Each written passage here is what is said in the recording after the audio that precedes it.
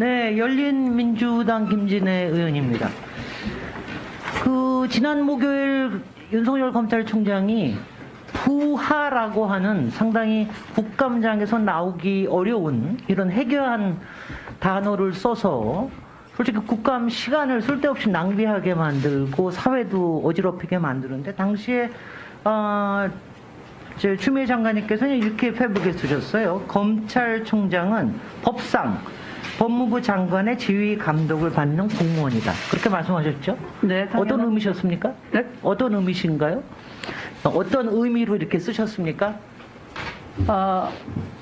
법률, 그러니까 정부조직법 그리고 검찰청법에 의해서 명시된 바에 따라서 법률상 정확하게 검찰총장은 법무부 소속의 청으로서 검사 업무를 담당하는 청으로서 그리고 이런 표현은 네. 가능하겠죠.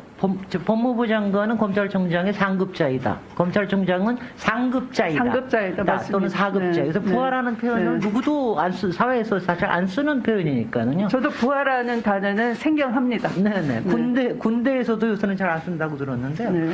그 다음에 두 번째 저기가 문재인 대통령이 네. 검찰은 행정부다. 이런 말씀을 업무 보고에서도 하셨습니다. 그러니까 네. 법원이 행정부이듯이 검찰도 행정부이죠. 네. 네. 확실하게 말씀을 해주십시오. 검찰은 법원은 행정부입니까? 법원은 사법부이고요. 좋은 사법기구입니까? 어떻습니까? 법원은 상권 분립 아래에서 독립된 사법부이고요. 사법부 소속이고요. 그러나 검찰은 검사 사무에 대해서는 검찰청을 두어서 관장을 하는 것이고 네. 법무부 장관은 그뿐만 아니라 검찰 사무 전반 또는 출입국, 행형 여러 가지 전반을 지휘 감독하는 정부위원입니다. 네. 지금 이제 법적인 수사 지휘에 관련된 부분으로 해서 라임 같은 경우에는 검찰의 솔직히는 무능하다기보다는 의도적인 부실 수사, 은폐 수사, 조작 수사에 대한 문제 때문에 수사 지휘에서 배제하셨고, 그러니까 나머지 4건에 대해서는 가족과 측근에 관련된 사안이기 때문에 이거는 지휘 배제를 하신 부분이고요. 그런데 이제 이번에 윤석열 총장이 여러 가지 얘기를 했지만 저는 그 문제를 딱 3가지로 봅니다. 지금 이제 옵티머스나 라임에 대해서는 앞으로 계속해서 수사를 통해서 나올 거기 때문에 특별히 얘기를 하진 않더라도 첫 번째는 위증에 대한 부분입니다. 앞서도 김남국 위원님이 얘기하셨습니다마는 박상기 장관에 대한 거, 박상기 장관이 선처라는 말을 썼다라는 말을 가미했고 이해찬 대표를 통해서 문재인 대통령이 독대를 요구했다라고 하는 것도 다 부정을 했고, 그 다음에 제가 질문한 김조원 민정수석이 바로, 임명 전날, 전화를 걸어서 마지막으로 또, 윽박 지르던 것도 다, 그런 것까지 내가 얘기를 해야 됩니까? 이런 식으로 이제 위증을 했기 때문에 이 위증 부분에 대해서는 저희가 위원회 차원에서 고발을 해야 될지 아닐지는 아마 이제 나중에 오늘 하루 종일 얘기가 될 거라고 생각이 됩니다. 근데 제가 이제 법무부 장관님을 앞에 놔두고 제가 또 문제 제기를 하고 싶은 거는요. 일단은 검사 윤리 강령에 대한 위반입니다. 이건 검사 징계법에 관련된 부분입니다.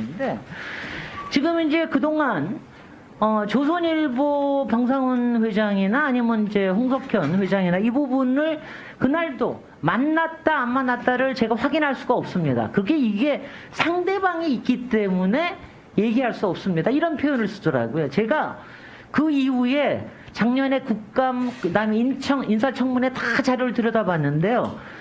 당신 부인과 장모에 대해서 야당에서 아주 집요하게 질문이 나올 때도 이게 상대가 있는 거기 때문에 물어보고 얘기를 해야 됩니다. 이런 얘기를 하더라고요. 그러니까 조선일보나 방상훈 회장이나 홍석현 회장은 그러니까 가족 레벨까지 올라갔구나. 이런 정도로 제가 다 생각을 할 정도로. 그래서 이제 이 부분은 이거는 정확하게 감찰을 해야 되는 내용이라고 생각이 됩니다. 그러니까 그 이후에 여태까지도 예가 있었고 검찰이 저기 만나서 했던 게 뭐 1개월, 2개월, 뭐 3개월 이거 자체에 대해서 문제 의식이 없는 이런 부분에 대해서는 정확하게 감찰을 해야 된다고 생각이 됩니다. 이 부분은 어떻게 생각하십니까? 의원님 지적처럼 이것은 검사 윤리 강령에 위배되는 여지가 있는 부분도 그렇죠. 있고요. 네. 네, 그래서 현재 감찰 진행 중이고 네. 결과가 나온다면 보고를 드리도록 하겠습니다. 이 부분도 이미 감찰이 진행되고 네네. 있습니까? 그렇습니다. 그럼 됐고요. 그 다음에 이제 공무원 윤리에 관련된 부분인데요. 제가 그날도 공직자로서 가져야 될 이런 태도가 너무 아니다. 뭐 이런 부분들이 이제 가령 예컨대 우리가 공직자 그러면 재산이나 뭐 이런 걸 가지고 주로 얘기를 하지만 사실 그날 그 대통령을 끌어들여서 대통령이 마치 총선 이후에 어떤 메신저를 통해서 계속해서 검찰총장을 하라고 했다 이런 거 같은 거에 대해서 어떻게 생각하십니까? 어떻게 들으셨습니까? 제가 당 대표로서 현재의 대통령을 그 전에 접촉한 기회가 많이 있었고요. 또 그분의 성품을 잘 비교적 아는 편인데요. 절대로 정식 보고 라인을 생략한 채로 비선을 통해서 어떤 메시지나 의사를 그를 전달하시는 성품은 아니십니다. 네. 또한 의원님 말씀처럼 이런 자리에서 그런 확인 안 되는 그런 얘기를 고위공직자로서 하는 것은 대단히 부적절했다라고 생각합니다. 저는 본인의 자리 보존을 위해서 대통령까지 끌어들이려고 하는 그 태도가 상당히 음음하다고 봤습니다. 제가 이제 음음하고 또 하나 더 하면은 교활하다고까지 봤습니다. 제가 마지막으로 조금 이제 시간이 얼마 안 남아서 마지막으로 이제 공직자 재산 등록에 관련된 부분은 솔직히 윤석열 검찰총장에 대해서는 한 번도 제대로 검증이 된 바가 없습니다. 인사청문회에서도 그 전 자료들이 다 누락이 됐고 재산 이후에 대한 부분이 있어서 이 부분도 이번에 뭐 여러 가지 감찰을 하는 과정에서 여러 가지가 정리가 될 거기 때문에 그 감찰의 결과를 좀 지켜보도록 하고요. 마지막으로 이거 하나 질문하겠습니다. 윤석열 검찰총장은 이번에 그 국감 이후에 정치인 법무부 장관은 말하자면 곤란하다 이런 식으로 얘기를 하셨는데 지금 하고 있는 걸 보면은 정확하게 정치인 검찰총장이라고 보이는데 이런 정치인 검찰총장의 행보와 행태에 대해서 어떻게 생각하십니까? 저도 그 국감장의 여러 발언들을 언론 보도를 통해서 봤는데요.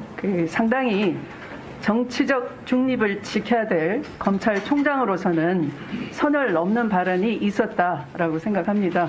대단히 죄송스럽고 지휘 감독권자로서 민망하게 생각합니다. 이 자리를 빌어서 송구하다는 말씀을 드립니다.